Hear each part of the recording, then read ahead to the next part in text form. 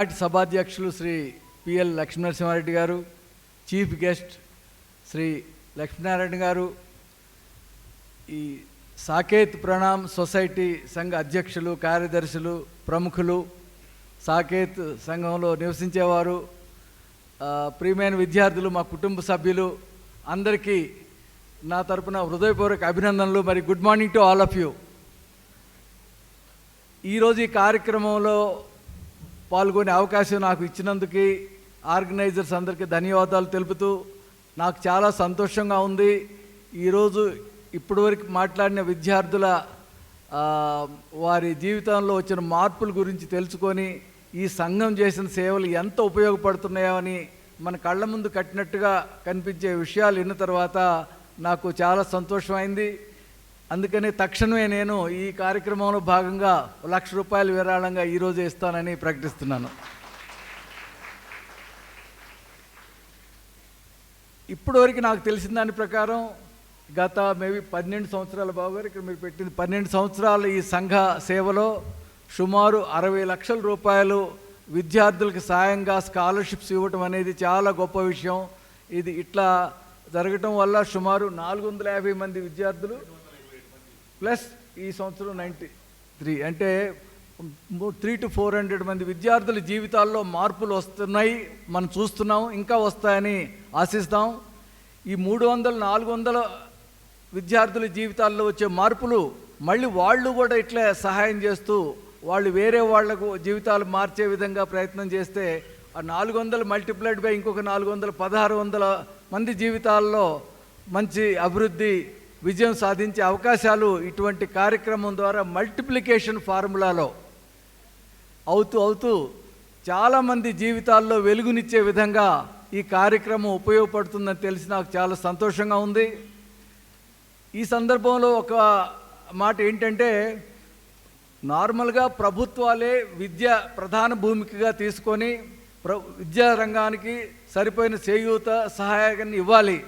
కానీ మనం చూస్తున్నాం ఈ రోజులలో అనుకున్నంత సహాయం ప్రభుత్వాలు విద్యారంగానికి చేయలేకపోతున్నాయి.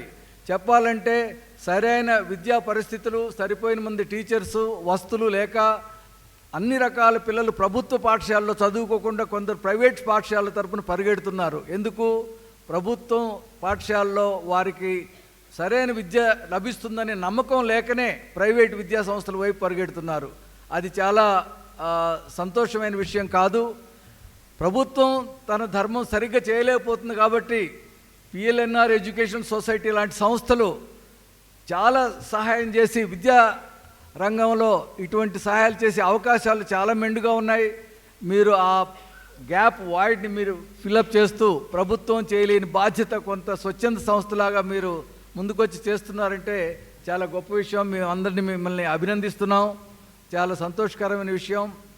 మీరు ఒక రిటైర్డ్ వ్యక్తిలాగా, కొందరు రిటైర్డ్ అఫ్కోర్స్ ఆశా టీచర్ ఇంకా సర్వింగు, బట్ ఎక్కువ మంది రిటైర్డ్ వాళ్ళు ఈ కార్యక్రమంలో విద్యారంగానికి ఇట్లా చాలా సహాయం చేయటం చాలా మంచి విషయం. మీలాంటి వాళ్ళు ఇంకా దేశంలో ఎక్కువ మంది ఉండి ఎక్కువ విద్యా రంగానికి సహాయం చేసే సంస్థలు వస్తే చాలా బాగుంటుంది. ప్రభుత్వం చేసేదానికి చేయూతగా ఇట్లా స్వచ్ఛంద సంస్థలు కూడా ముఖ్యమైన భూమిక పోషించి భావితరంలో మన భారతదేశంలో ఉన్న విద్యార్థుల్ని ఇంకా గొప్ప వ్యక్తులుగా చేసే కార్యక్రమం, ముఖ్యంగా బడుగు బలహీన వర్గంలో ఉన్న వారిని మీరు టార్గెట్ చేస్తున్నారు. వారికి ఎక్కువ చేయూత అవసరం. ఇటువంటి కార్యక్రమాలు ఇంకా ఎక్కువ మంది చేయాల్సిన అవసరం ఉంది. అట్లా చేస్తే ప్రతి అట్టడుగునున్న విద్యార్థులందరూ కూడా ఒక గొప్ప పౌరులుగా మారే అవకాశం ఉంటుంది. ఉదాహరణకి మన ఇంతకుముందున్న ప్రెసిడెంట్ అబ్దుల్ కలాం గారు ఒక ఫిషర్మ్యాన్ చైల్డ్, అంటే చేపలు పట్టుకునే వారి కొడుకు. అటువంటి కొడుకు ఇండియాలో ఫేమస్ మిసైల్ మ్యాన్గా గొప్ప శాస్త్రవేత్తగా అయ్యి తర్వాత మన దేశానికే అధ్యక్షులుగా అయ్యారు. అదే మాదిరిగా ద్రౌపది ముర్ము అనే మేడం ప్రజెంట్ ఇప్పుడున్న రాష్ట్రపతి మన దేశానికి ఒక మామూలు ట్రైబల్ స్కూల్లో ఇప్పుడు మీరు చెప్పిన విద్యార్థుల్లాగానే ఒక బీద పరిస్థితిలో చదువుకొని గొప్ప విద్యావేత్త అయ్యి తర్వాత రాజకీయాల్లోకి వచ్చి తర్వాత ఇప్పుడు భారతదేశానికే రాష్ట్రపతి అయ్యారు. దీన్ని బట్టి ఏం తెలుస్తుందంటే ఇక్కడికి వచ్చిన ఈ నరసింహ కానీ పావని కానీ ఇంకా మిగతా విద్యార్థులు కూడా అటువంటి అబ్దుల్ కలాం గారికి లేకపోతే ద్రౌపది ముర్ము గారి అంత బీద పరిస్థితులు ఉండి కూడా గొప్ప వ్యక్తులు అయ్యారంటే వారిలో స్వయం కృషి, పట్టుదల, సెల్ఫ్ కాన్ఫిడెన్స్, నేను ఏదైనా సాధించగలను, ప్రయత్నం చేస్తే ఏదైనా అవుతుంది అనే సెల్ఫ్ కాన్ఫిడెన్స్ వాళ్ళల్లో ఉండి కష్టపడి పైకొచ్చారు.